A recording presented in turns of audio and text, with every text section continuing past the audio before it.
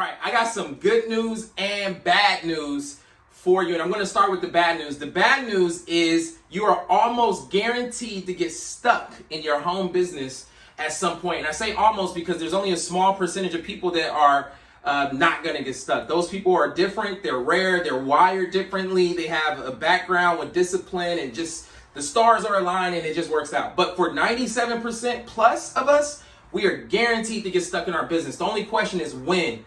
Now, unfortunately, some of us get stuck at the very beginning of our business. Literally, we are excited, we're ready to take over the world, and then we go out, start sharing information, and we get no results. And it can lead to frustration and challenge, and I'm going to help you all today with that. But then there's others that you come in and you get results right away and you get stuck later. So I'm going to help both groups of people. And this video is about the top 10 reasons that keep people stuck in their business. And hopefully this can save you months or sometimes even years from getting to the top of the company based on these tips. So number one is attitude. I found out attitude is everything. Did you know people are more interested in the height of your enthusiasm than the depth of your knowledge?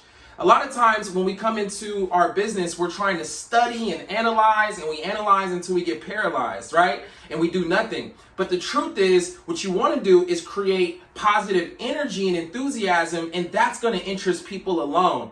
Let me ask you a question. If you are already earning $10,000 a month in your business, how high would your energy be, your attitude and your confidence and your posture? Well, that's the positive attitude and the confidence that it takes up front to create those kind of results. So act as if you already earn, a six-figure income or whatever results you're going after. Here's number two, commitment. Now, when I first started in the home business profession, I thought they were saying you need to have an extreme commitment to your business. But what I found out is the commitment is to your reason for doing the business. In other words, your why. So your reason might be financial freedom, early retirement, a dream lifestyle, right? Things you want to do for your family. And the business is just the vehicle that's going to take you there faster. So you're committing to both, but ultimately you're committing to your why. And so you have to, what is commitment? Commitment is doing what you said you would long after the mood you set it in has left you. When we first decide to start our businesses, that's when we're most excited. But that's before the tests come. And you're guaranteed to have some tests and challenges. Those are there, one, to make you stronger, and two, to see how bad you want it. And so you got to hold that commitment long term, 1 year, 2 years, 3, 5 years, and you'll understand why in just a little bit. The third reason is comfort, right? Now, some people are just comfortable. Two reasons why people are comfortable. Some people are comfortable because they're already doing well, and then there's other people that are comfortable that are not doing well, and they're just numb to it, right? And so if you're doing well, the bills are paid, you make a decent income from your job or your current business, you have to dig deeper than the average person to find reasons why you're going to stay motivated and consistent in your home-based business. For example, in my DJ business, I can make good money. But guess what? If I don't work, I don't get paid. The more I work, the more money I make, but then that's more time away from my family. So I wanted freedom. I wanted flexibility, early retirement. I didn't want to have to work 70, 80 hours a week and work for the next 30, 40 years. So those were some of the things that drive me. Here's the question, what drives you? I also wanted to earn residual and passive income. That was important to me. I didn't get any of that. As a DJ, I play the music of the artists that get residual income and royalties, but as a DJ, I got none of it. So those are the things that drove me. You want to find out what's going to keep you out of your comfort zone. Here's number 4, you have to be coachable. See, sometimes we've had success before, and then we think that we don't, need to listen to anybody or follow anyone in this business. But what I can tell you, this business is very different than traditional business. And you'll grow a lot faster if you just follow the people who already got the results. If there was a shortcut in this business, we don't promote shortcuts. But if there was one, it would be find the people that have what you want, find out what they did. Do what they did, you'll get what they have. It's kind of like if you were good in football and then you come into this sport, baseball. And during the middle of the play, you run and tackle the second baseman. Good tackle, but wrong sport. That makes sense? So be very careful of, thinking that you got this business figured out because of previous things you've done. Definitely you want to be coachable, and then you'll become independent as fast as possible. Here's number 5. Focus. I found out that elite, the people who make it to the top of this industry, have obsessed focus, intense focus. Their focus is like a laser and it cuts through their distractions. A lot of times, we're not focused because we get distracted, usually by three things. One, the people we're around, the environments we're in, and guess what? The things that are going into our mind. So the people that we're around, guess what? You become the average of your associations. So you want to spend more time with people that have your solutions versus those that have your problems. And naturally, you'll pick up on this group's, habits and their patterns and their mindset, and then you'll start getting the same results. And then the environments we're in have a major impact on how we feel, what we do, and other distractions that can come with those environments. And then the things we feed our mind. Garbage in, garbage out. So if you want positive results, you got to consciously make a decision to feed your mind with positive information. Books, audios, videos, trainings, and other things. Here's number 7, your influence. See, I didn't understand what this meant when I first started in business. I was 20 years old. And what ended up happening was I had no influence. A few years earlier, I was just in high school. I was getting in trouble in high school. So nobody was excited to just join Billy Scott in business because he started something. In fact, people ran away, right? Almost. So, but then there's other people who have a lot of influence and people want to join them right away. This is why you cannot compare yourself to other people, because you'll just disappoint yourself. You'll be frustrated because you don't know their story and their background. But I got some good news for you when it comes to influence. Even if you've had challenges in your past where people aren't in a rush to join you right away, guess what? You can reinvent yourself with new people that don't know you for your past. You can rebrand yourself on social media, online and offline.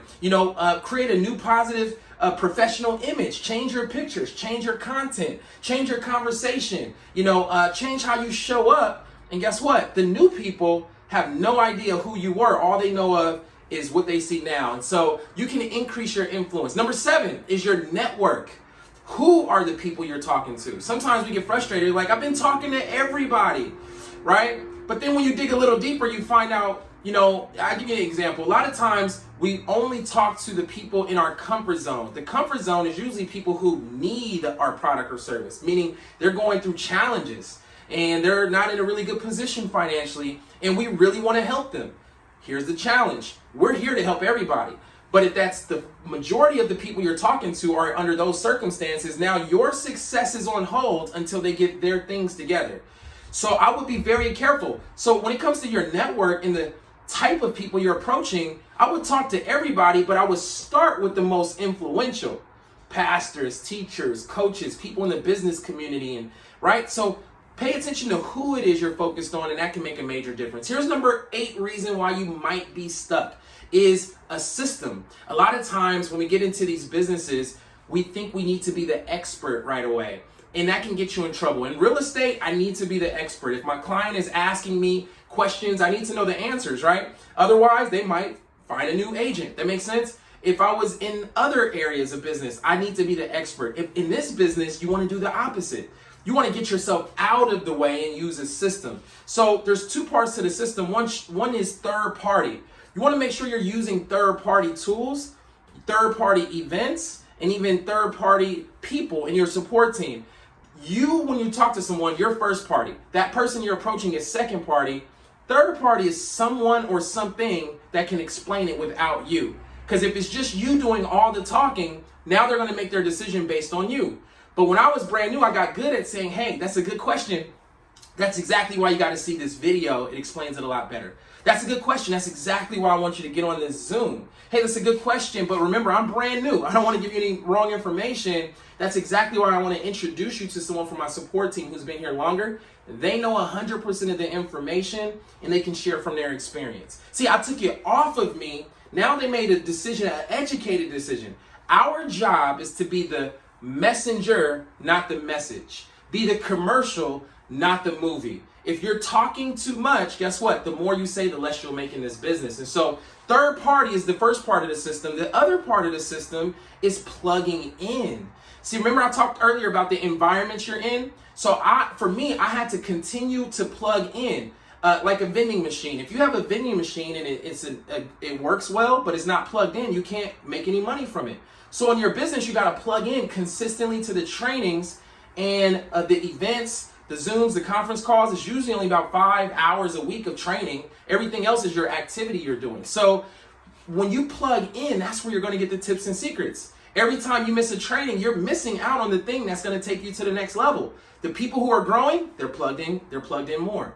So make sure you're using a system of third party and you're staying plugged in, and you will figure it out a lot faster. Here's number 9, skills. Did you know that there's 7 key skills? I don't know, I put up a 5. 7 key skills in network marketing. The book that explains them down to the T is called Go Pro by Eric Worre. And that's Worre. And the 7 skills, I'll highlight them, but you want to pick up that book or audio so you can really get them down, because this might be the reason why you're not getting to higher levels, because of the skills. Here's the good news. Before I go over these skills, until you develop the skills, that's why you can use the videos and the tools and the third party. You guys see how that works? But once you develop the skills, it's game over. This is where you can go to the higher levels in your business. Now, number 1 skill is finding people to talk to. Did you know that it's a skill to start creating a never-ending network? Meaning you can create a flow where you never run out of people, right? And so that's a skill. And if you don't have that skill, it's okay, but just know that that's actually a skill you can develop. Number 2, once you find the people, or you have the access to these leads or people to approach, the second skill is inviting them to take a look at your product or service. That's a skill. The third skill is presenting. So now you found people, you've invited them to take a look. Maybe, you're meeting up one-on-one or with a group of people. Can you present the information? That's a skill to develop. And by the way, each skill that you develop, the more valuable you become, and the more you can make in your business. So you want to develop these skills. All right, the next one after presenting is closing. That's number 4.